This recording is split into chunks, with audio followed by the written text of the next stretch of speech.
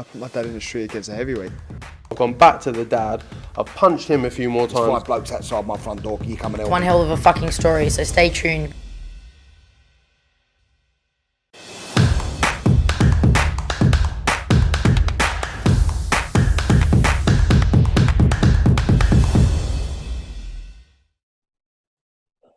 This is Umar Ahmed for IFL TV, proudly sponsored by Everlast. I'm joined by Gareth A. Davies. Just want to get your reaction to all things Fury v Joshua. So Tyson declared today that he's offered Joshua's team a 60-40 split for a fight at the back end of this year in Cardiff. It'd be with the Roof. So your reaction, please, Gareth. Oh, well, I mean, I think it's fantastic. It's fascinating. I think the 60-40 hasn't been confirmed by the other side as we go to record.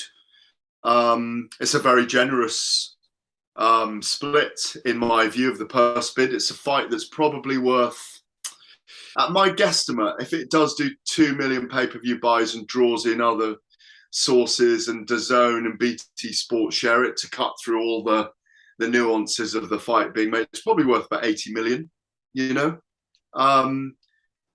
Fury 50, Joshua 30, something like that, or 40 and 25, something like that. It's a fight worth having. Old boxing wisdom would say that it's the wrong time for Joshua to do it, and maybe he should rebuild. Fight as the Chinese guy Zhang, fight Hergovich, fight Dillian White. But, you know, the more I think about it today, I think it's an unwise time for him to take it, Umar. But who knows if Fury fights Usyk maybe twice in 2023, maybe Joshua's waiting till 2024 to get that chance to get back in. The door's slightly ajar. It's a chance for him to become a 3-time heavyweight world champion.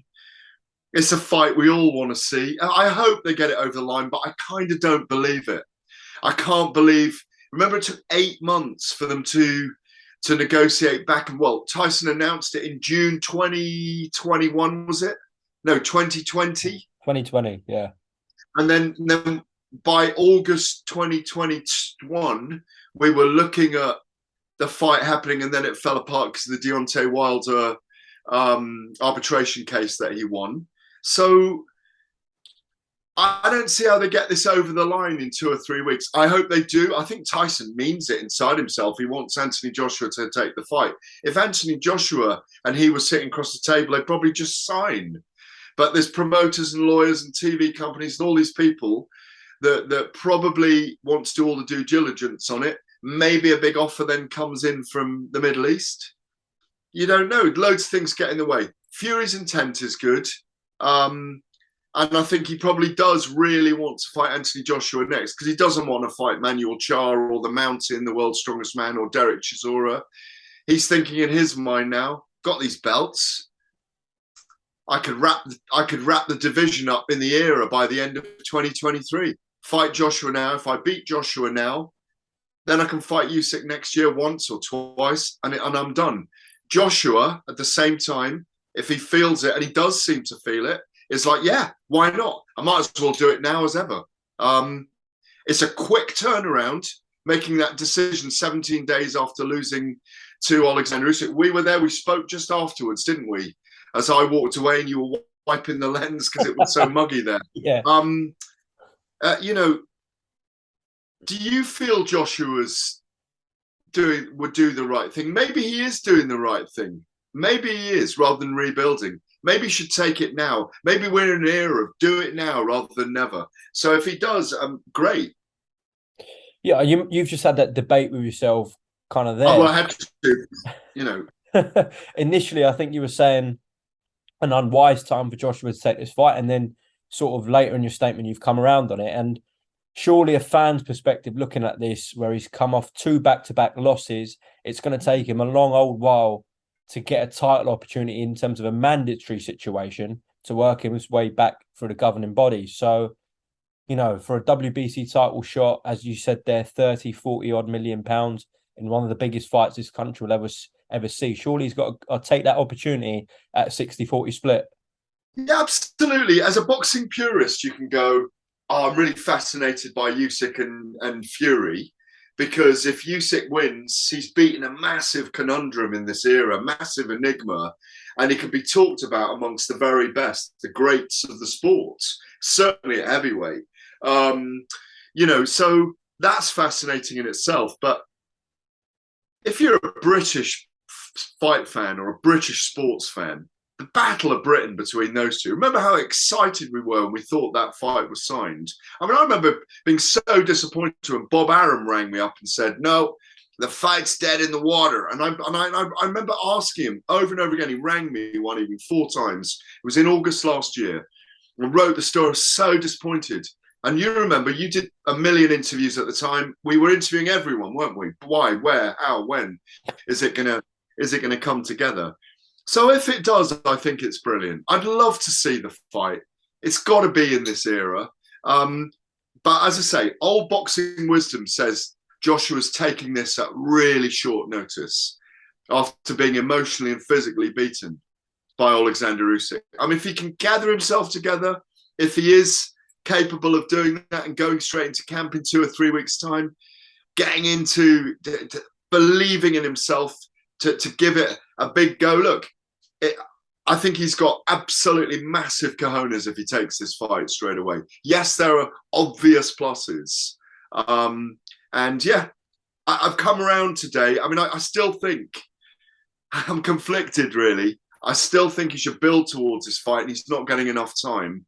But where I think it'll fall apart is if the negotiation goes on too long, and this is what I fear will actually happen, is that the negotiation will take too long. Fury will get bored of waiting, and they'll say, no, we'll have to do it in January or February, and he won't wait that long, And I think it'll fall apart. I don't want it to, by the way. I want to see these two Goliaths in the ring together. But I've just got a feeling that I hope I'm wrong. Basically, I hope I'm wrong. That it will take them too long to get it together. And it won't be as simple as it looks on 140 characters on Twitter, Well, we know Frank Warren's office have sent an offer to Team Joshua today. And, I mean, the terms, we could have a guess at those. As we know, 60-40 split, as Tyson Fury said. November. Cardiff, late November with the roof off. Yeah. Roof shut. But what wouldn't have been discussed publicly today, it would have obviously said BT Sport box office in the offer. Now we know Joshua's contracted to DAZN exclusively. So is that going to be the biggest stumbling block in this, the TV situation? It might be, but why wouldn't DAZN want it? I can reveal, by the way, per sources today, that KSI and Swarms that we were at, I don't know if you saw my tweet, 445,000 pay-per-views buys on DAZN. Massive. Is that just in the UK or in all territories? I don't know, but that's the figure that was given to me by the source, a very reliable source. And your viewers can shred that apart, a la vis-a-vis Ben and Eubank as much as they want. Eubank Ben, but the thing is, if the two fighters want it, the two TV companies will put it together. That why would DAZN not want to be involved in a fight between Tyson Fury and Anthony Joshua? When I wrote in the build-up to Fury and Usyk, if you go back through my writings in the Telegraph, I did reveal about 2 months ago that DAZN had a plan for Fury and Joshua to fight, even in the event that Joshua lost to Alexander Usyk. They were already thinking about it. So hopefully they're on board with it. They can share it in some way. They can share the broadcast.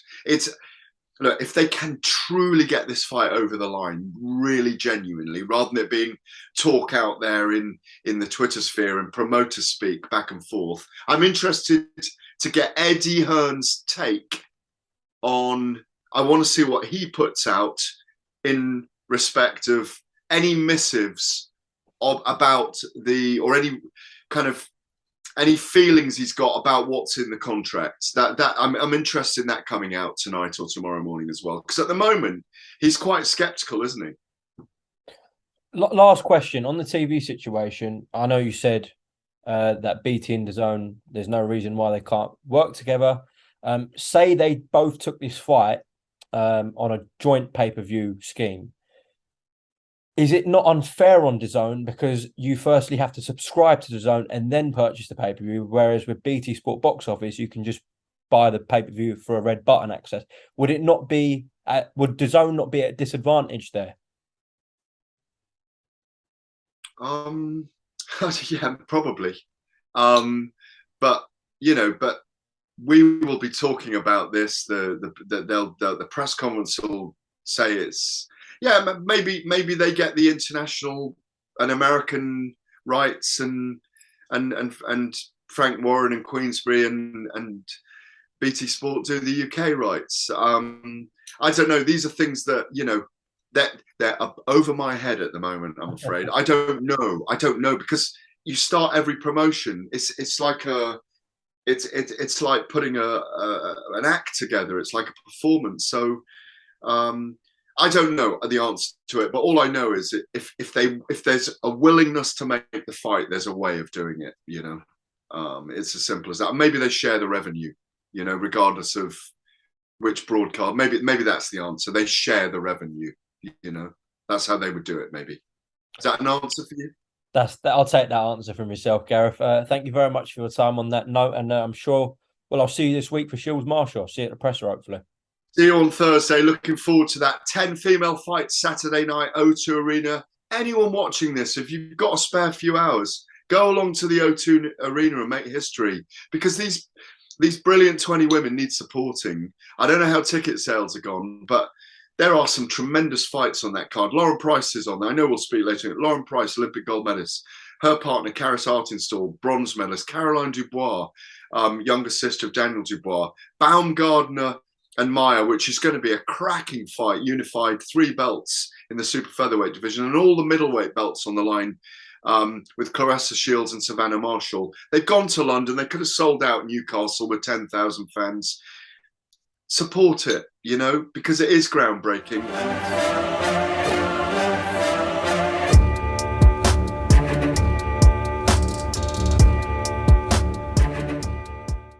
Yeah, I put my dad in the street against a heavyweight.